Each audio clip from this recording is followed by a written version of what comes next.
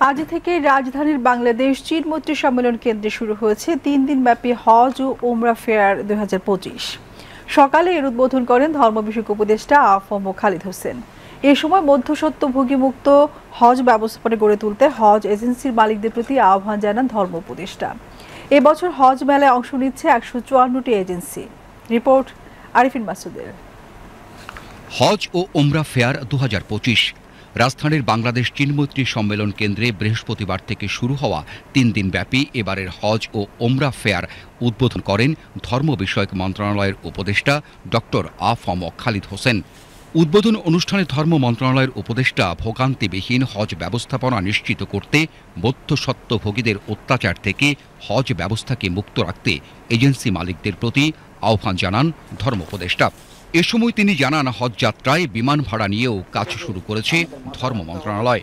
বিমান ভাড়া নির্ধারণের জন্য আমরা কাজ শুরু করেছি। বিমানের সাথে যখনই কথা বলবো, আমার হাবের প্রতিনিধি রাখবো, আপনাদের প্রতিনিধি রাখবো এবং ওপেন ডিসকাশন করব মধ্যস্বত্বভোগীদের এই অত্যাচার থেকে যাতে হজ ব্যবস্থাপনাকে মুক্ত রাখা যায়, আপনাদের সহযোগিতা কামনা করি। মধ্যস্বত্বভোগীরা মাঝখানে থাকার কারণে তারা আবার মাঝখানে কিছু টাকা নিয়ে নেয়, ফলে এই চুক্তিটা করা সম্ভব হচ্ছে না।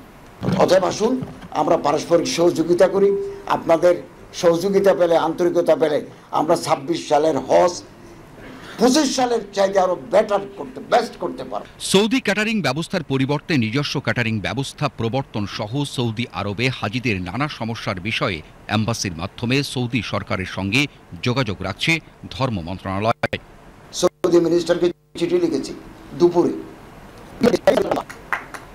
এবং বাংলাদেশি লোকেরা, বাংলাদেশি হাজি সাহেবেনরা সৌদি আরবের খাবার খেতে অভ্যস্ত নন। তা আমার সচিব মহোদয় ওনার সাথে আলাপ করবেন। আমরা দাবি জানাবো যাতে খাবার ক্যাটারিংটা ওনাদের সরকারি ব্যবস্থাপনা থেকে বাদ দেন। গত বছর হজ যাত্রায় কোনো হাজি জর্দা ও তামাকা জাতীয় পণ্য সহ অনুমতি নেই এমন পণ্য বহন করায় দেশের ভাবমূর্তি ক্ষুণ্ণ হয়েছে বলেও উপদেষ্টা তার বক্তব্যে তুলে ধরেন। আগামী দিনে এ সকল কাজ থেকে বিরত থাকতে হজ যাত্রীদের প্রতি আহ্বান জানান ধর্ম উপদেষ্টা। আমরা বিব্রত হই, আমরা লজ্জিত হই। হাজি সাহেবদের প্যাকেট, হাজি সাহেব বলতেছে এগুলো এজেন্সিরা দিয়েছে। জর্দা তামাক আমার বাংলাদেশের আইনে মাদক নয়, কিন্তু সৌদি আরবের আইনে এটা মাদক। তিনি এগুলো নিয়ে যান, তো আমাদের ভাবমূর্তি একেবারে নষ্ট হয়ে যাচ্ছে।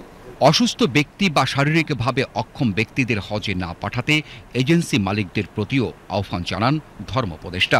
গেলবার এমন হাজি গেছে যে হাজির পা নাই, তো কেন তাকে আপনি অ্যালাউ করলেন?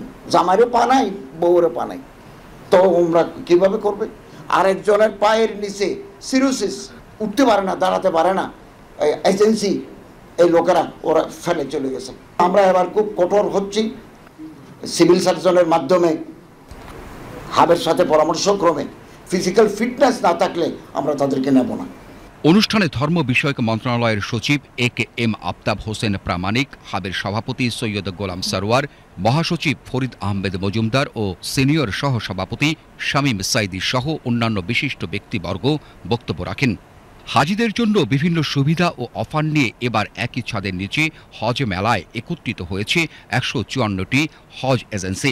তারা বলছেন, হজ গমনে ইচ্ছুক ব্যক্তিদের সঙ্গে সকল প্রতিশ্রুতি রক্ষার পাশাপাশি হাজিদের নিরাপত্তায় এবারই প্রথম GPS এর মতো প্রযুক্তি সুবিধা দিচ্ছেন তারা। হাজিরা হারায় যায়, সেখানে আমরা একটা ব্যতিক্রম নিয়ে আসতেছি, GPS সিস্টেম, যাতে হাজিরা না হারায়।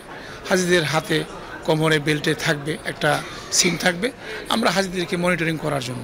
মধ্যস্বত্বভোগীদের দৌরাত্ম্য থেকে মুক্তি পেতেই হজ গমনে ইচ্ছুক ব্যক্তিরা আসছেন এই হজ মেলায়। তারা বলছেন, এজেন্সিগুলোর সঙ্গে সরাসরি কথা বলে সাধ্য ও পছন্দের হজ প্যাকেজটি মেলা থেকে বেছে নেবার সুযোগ পাচ্ছেন তারা। সবকিছু এখানে ওপেনলি ডিসকাস করার সুযোগ আছে, এই জন্য আসছি দেখার জন্য, প্লাস কথা বলার জন্য। সুযোগ হলে হয়তো রেজিস্ট্রেশন করতে পারি, এগুলোর জন্য। সংশ্লিষ্টরা বলছেন, গেল হজ ব্যবস্থাপনার তুলনায় 2026 সালের হজ ব্যবস্থাপনা হবে আরও উন্নত। Arifin Masud, BTV news, Dhaka.